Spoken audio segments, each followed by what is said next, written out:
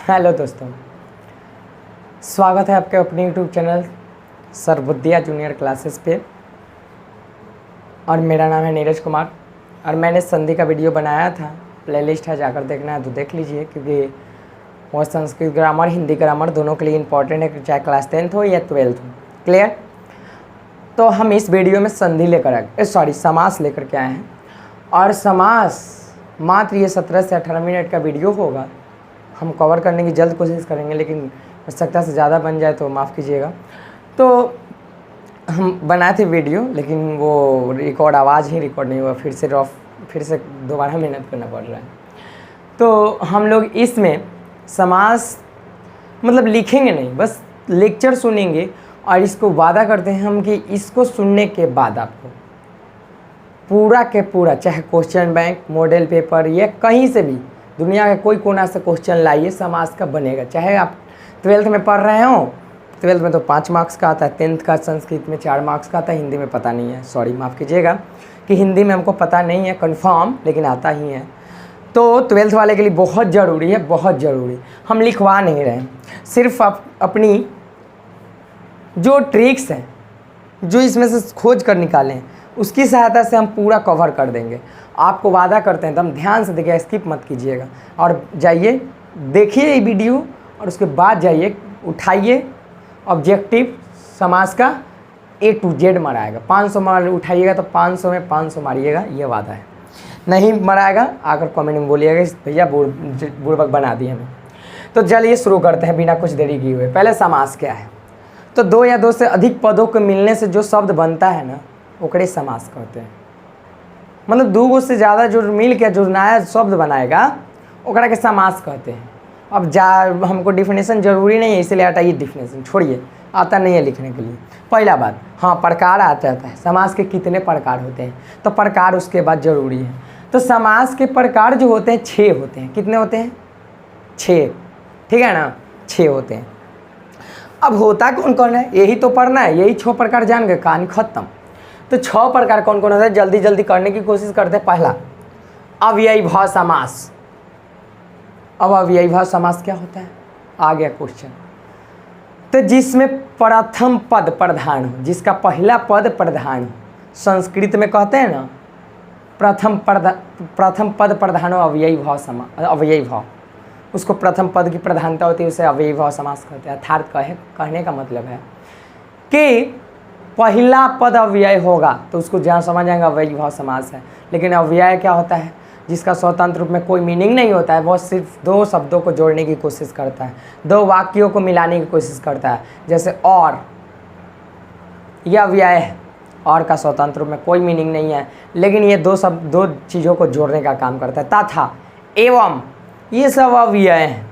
तो जिसका पहले पद अव्यय हो, जिसका कोई स्वतंत्र रूप से अर्थ ना निकले, तो उसको हम अव्ययी भाव समास बोलते हैं। या आप वैसे नहीं समझ रहे हैं तो ध्यान दीजिएगा, उप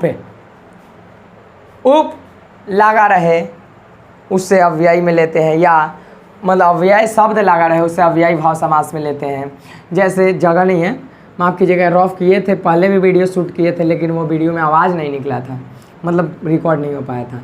अव्ययी भाव का जैसे यथासंभव, यथाशक्ति, यथासंभव भी हो सकता है, यथाशक्ति भी हो सकता है, क्योंकि इसका देखिए ना पहले पद आ गया अव्यय। अव्यय तो पढ़े होंगे, नहीं पढ़े होंगे तो कमेंट कीजिएगा, उस पर भी वीडियो बनाएंगे अव्यय पर। तो यथाशक्ति है ना, यथाशक्ति, यथासंभव, यह सब अव्यय, पहला पद अव्यय। और पहला पद दिखाई देगी कि उसका कोई अर्थ नहीं निकल रहा था, अव्ययी भाव में सीधा मारिएगा। पूछता ऐसे ही है, ऐसे ही क्वेश्चन नहीं आएगा। अब देखिए, अव्ययी भाव का एक बाल बच्चा होता है नज समास। अव्ययी भाव नहीं पूछेगा ज़्यादा, तो ये नज समास ही पूछता है। तो नज समास से नामे से पता चल रहा होगा कि जिसमें नकारात्मकता की बात की जाए उसे अव्ययी भाव समास बोलते हैं। जैसे कोई कहे सत्य कहेगा तो नहीं असत्य, नास्तिक तो आस्तिक, मतलब असत्य की बात की जाए, नास्तिक की बात की जाए, ये सब नकारात्मकता में आती है। सच की बात कोई कर रहा है तो झूठ कीजिए ना, तो वह नकारात्मकता। तो जिसमें नकारात्मकता की बात की जाए उसे नज समास में समझा जाता है। जैसे पूछा रे बुआ रे, अधर्म का ये जो धर्म है ये कौन सा समास है, तो अधर्म पता है ना, अधर्म धर्म का उल्टा है, निगेटिविटी फैला रहा है ना। तो इसको न समास में लेंगे। बड़े असत्य बोलेगा, असत्य, तो ये क्या है, ये भी नज समास है ना। असत्य, कोई सत्य की बात करेगा तो असत्य बात करेगा, तो अब उल्टा कर दिया, निगेटिविटी फैला दिया, तो असत्य। निगेटिविटी की बात की जाए, नकारात्मकता की बात की जाए तो अब डायरेक्ट मारिएगा नज समास, ठीक है ना। भला तो बुरा, नज समास, अन, समझ रहे हैं ना। अगर वैसे नहीं आता तो अ या अन लगा रहे तो उसको नज समास में लेते हैं। जैसे अनुपस्थिति, उपस्थिति का उल्टा, नकारात्मक क्या बोलते हैं, सॉरी माफ़ कीजिएगा, नकारात्मकता, सॉरी माफ़ कीजिएगा, बोलने में हिचकिचाहट हो रही है, थोड़ा खांसी भी है। तो नकारात्मकता होती है, और जिसमें नकारात्मकता आए जिस शब्दों में, तो उसे नज समास में मारते हैं, ठीक है ना। तो जब भी देखिएगा कि नज समास का उदाहरण पूछे तो डायरेक्ट नकारात्मक खोजना है, निगेटिविटी खोजना है, ठीक है। आगे आते हैं द्वंद्व समास, जिसमें दोनों पद की प्रधानता होती है, एक की नहीं। द्वंद्व समास का डिफिनेशन होता है, परिभाषा होता है कि दोनों पद की प्रधानता, एक से काम नहीं चलेगा, दोनों को रहना जरूरी है। जैसे माता पिता जरूरी है, यानी कि जोड़, सीधा कहें, चलिए हटाइए वो सब डिफिनेशन हटाइए, जिसमें जोड़ा जोड़ी की बात की जाए उसे हम लोग द्वंद्व समास कहते हैं। जैसे भाई बहन जोड़ा जोड़ी, माता पिता, मौसा मौसी, दाल भात, है ना, रात दिन, दिन रात, द्वंद्व समास। जोड़ा जोड़ी की बात की जाए उसको हम लोग द्वंद्व समास में लाते हैं। जोड़ा जोड़ी कभी हो गए, अब मोर मुर्गी, मोर मुर्गा, अरे भाई द्वंद्व समास न। अब आते हैं दिग्गु समास में। दिग्गु समास, जिसका पहला पद संख्यावाचक हो, आपको जिस शब्दों से दिखाई दे रहा है कि वो में संख्यावाचक है पहले ही शुरुए में, तब समझ जाइए कि दिग्गु में है ना। जैसे सप्ताह 7 दिन, है ना, आता है नवरात्रि, नवरात्रि, समझ रहे हैं ना, पहला पद नौ। जैसे त्रिभुवन, जैसे क्या लिखा हुआ है, अरे लिखा हुआ है, इतना अच्छा चीज़ है। त्रिभुवन, 3 भवनों के समूह, पहले पद त्रि आ गया। पंचवटी, देखिए ना, पहले पद संख्यावाचक, पंच मतलब 5, वट का मतलब समझ रहे हैं ना, बागवानी, फुलवारी, तो 5 बागों के समूह को हम पंचवटी कहते हैं। तो पहला पद अगर संख्यावाचक दिखाई दे तो दिग्गु।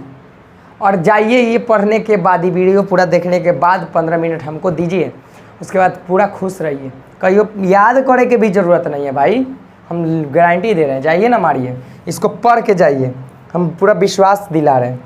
आइए उसके बाद दिग्गु तो हो गया, पहला पद संख्या देखिएगा तो दिग्गु। आता है तत्पुरुष। तत्पुरुष में अगर विभक्ति कारक पढ़ लें ना तो कोई दिक्कत नहीं होगा, हम यही टिप्स दे रहे हैं कि विभक्ति और कारक दिखाई दे तो तत्पुरुष। जैसे राजपुत्र, इसमें भी कारक है, राजा का बेटा, राजा का बेटा का आया, कारक आया। रसोई घर, खाना बनाने का घर, है ना। धनहीन, धन से हीन, से आया, यानी कि सब में आ रहा है ना, कारक चिन्ह आ रहा है। कारक चिन्ह आ जाए ना, जिसे हम बोले धनहीन, तो धन से हीन मतलब गरीब परिवार से है ना, उसके पास पैसे नहीं है, धन से हीन है। तो याद रखिएगा, जिसमें कारक चिन्ह छुपा हुआ हो उसको हम लोग क्या कहते हैं, तत्पुरुष कहते हैं। अब कैसे बताएं, अब इससे आसान नहीं है, और इससे अच्छा वीडियो में भी मिलेगा नहीं। बोले एडिटिंग में गलती मतलब हमको नहीं आता हो, लेकिन पढ़ाएगा सब असली, ऐसे नहीं। असली एडिटिंग कर देगा, पढ़ाएगा नहीं असली, ठीक है ना। असली मिल रहा है, एडिटिंग पर मत जाइए। आइए ध्यान से देखिए। उसके बाद बहुव्रीहि,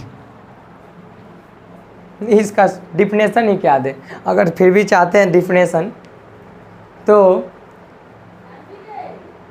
जिसमें दोनों पद की प्रधानता होती है उसको द्वंद्व कहते हैं। लेकिन एकरा में क्या होता है, दम ओकर उल्टा, इसमें अन्य पद की प्रधानता होती है ना। तो चलिए हटाइए, बस इतना जानने के लिए बता दिए कि पूछ देगा कोई कि अन्य पद की प्रधानता किस में होती है, तो बहुव्रीहि में होती है। क्लियर, याद है में रिपीट करके सुनिए यहाँ पे। तो उसको हमको डिफिनेशन से क्या फ़ायदा हुआ, खड़ा डिफिनेशन साइड ऐसा कुछ नहीं है। भगवान, जिस शब्दों से भगवान का उच्चारण, ईश्वर का उच्चारण लिखा भी है, देखिए बनाए थे वीडियो इसलिए लिखे थे, तो उसका उच्चारण हो भगवान का, जिस शब्दों से भगवान का पता चले कि भगवान का नाम है, भगवान का नाम छिपा हुआ है, भगवान होगा इससे, तो आप उसको बहुव्रीहि मारिए। जैसे एग्जाम्पल के चंद्रशेखर, जिसके शिखर पर चंदा मामा है, उसको क्या बोलते हैं, शंकर। नीलकंठ शंकर। लंबोदर, जिसका पेट है लंबा, गणेश। तो इन सभी शब्दों से हमें क्या पता चला, भगवान का उच्चारण हो रहा है ना। तो ये सब जहाँ भी देखिए, पीताम्बर, पीला है वस्त्र जिसका, पीताम्बर बोलते हैं ना, है ना। घनश्याम, कौन, कृष्णा जी, श्यामला रंग है जिसका बादल जैसा, उसको श्याम बोलते हैं। और कृष्ण भगवान ही है।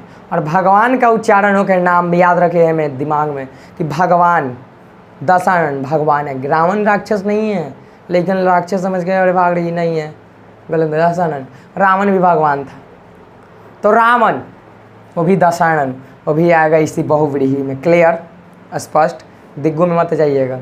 तो भगवान का नाम यहाँ लिखा भी है, पहचान कि ईश्वर या भगवान की नाम आए, उच्चारण होके, तो उसको हम लोग ये बहुव्रीहि समास कहते हैं।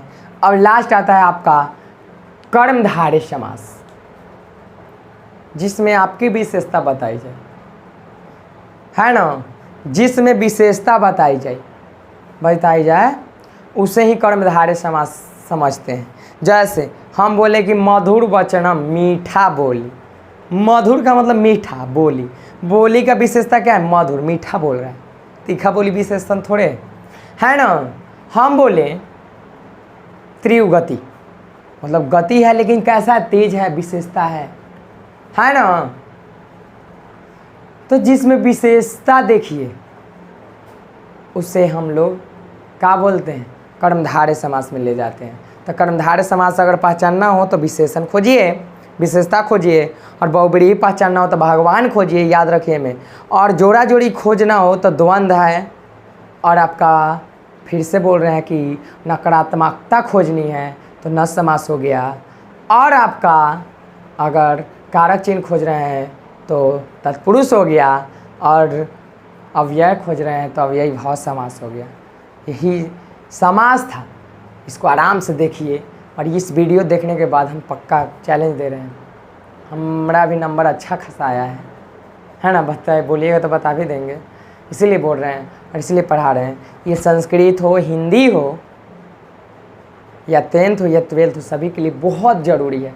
इससे ज़्यादा नहीं पूछेगा एग्ज़ाम में, है ना। आप अगर वीडियो पर अभी तक नए होंगे और अभी शुरू से अभी तक देख रहे होंगे तो बहुत बहुत शुक्रिया, है ना, बहुत बहुत शुक्रिया इसके लिए आपको। और नए हैं तो सब्सक्राइब कर लीजिए, क्योंकि इससे भी अच्छे टिप्स एंड ट्रिक्स के साथ हम पढ़ाएंगे। हम लिखवाएंगे कुछ नहीं, फिर भी दिमाग में सब कुछ रहेगा, है ना। और एग्ज़ाम में बहुत बढ़िया नंबर मार्क्स आएगा। तो चलिए इसी के साथ हम इस वीडियो को यहीं समाप्त करते हैं। मिलते हैं अगले वीडियो में अगले टॉपिक के साथ। तब तक जय हिंद, जय भारत।